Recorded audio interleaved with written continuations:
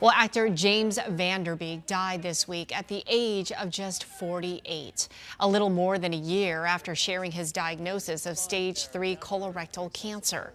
Van Der Beek rose to fame as Dawson Leary on Dawson's Creek and later starred in the film Varsity Blues. His wife Kimberly posted that he met his final days with courage, faith, and grace.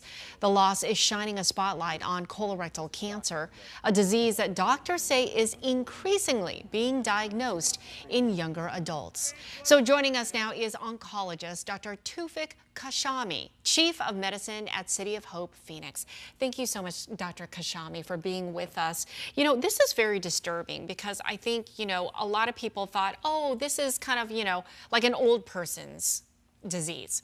But the fact that it's increasing among younger people, why is that? It's very disturbing, and thanks for having me here. Yeah, it is probably many factors that is contributing to the fact that younger people are getting colorectal cancer. Actually, it's estimated to up to 1/3, for example, of rectal cancers will be occurring in young adults, which we consider under the age of 45. Yeah. Until recently, it was under the age of 50. It probably has to do with diet, lifestyle, the obesity epidemic we have. And there's some evidence that maybe it has to do with some antibiotic exposure or change in the microbiome, the bacteria that lives in our colon, that predispose us to cancer. But really, the real answer is we're not sure. Wow. But here's the key thing that I think a lot of people don't realize. It's preventable. It is preventable. Yes. It's a sad story when someone, like James, die from a disease that is completely preventable. Yes. The one in younger adults is a little bit tricky because we don't screen before the age of 45. There are certain conditions that we recommend you get screening early. And if you want, we can go over that. Yes. But yeah, we do screen after the age of 45, and it is completely preventable.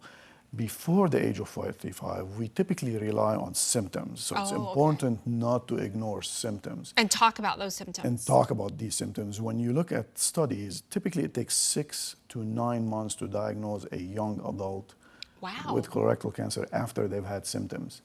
Because not just patients, also physicians still think of it as an older people's disease. Right. So often the symptoms can be dismissed, attributed to hemorrhoids or irritable bowel syndrome. Okay, and well, you mentioned irritable bowel syndrome, but what are other symptoms that people should know? Yeah, so rectal bleeding is never normal. I don't care what age you are, but especially if you're young and they say, oh, it's just hemorrhoids, advocate for yourself. Yeah. Then a change in bowel habits that, more than a few days or a few weeks, something has changed in your body. Weight loss that is unexplained, abdominal pain, these would be the most common symptoms. Don't ignore them just because you're young. And you know what's interesting? You hear the age 45, that is when you should get your first screening.